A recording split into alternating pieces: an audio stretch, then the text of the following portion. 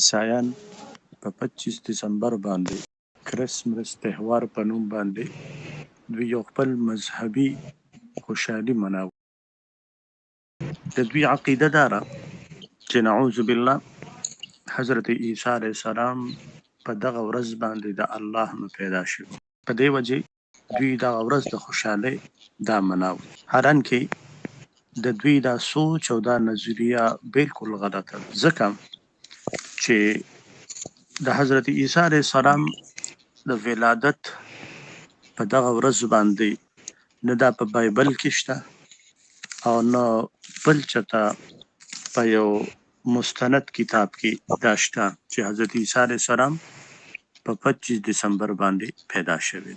په دې ورځ باندې دوی دا خوشحالي مناوي. د مسلمان دپاره په دې خوشحالۍ کې شاملېدل او دوی ته مبارکباد ورکول، دوی له تحفې تحایف ورکول دا ممنوع دي او مسلمان دپاره د دې نه ځان ساتل پکار دي.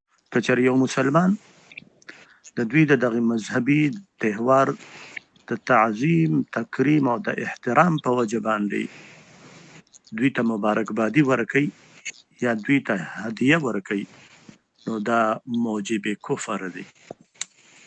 او که محض رسمي طور باندې دوی ته مبارکبادي وایي یا ورته تحفې تحایف ورکوي، نو بیا هم اندیشه کفر ده. دغسې مسلمان په دغه ورځ باندې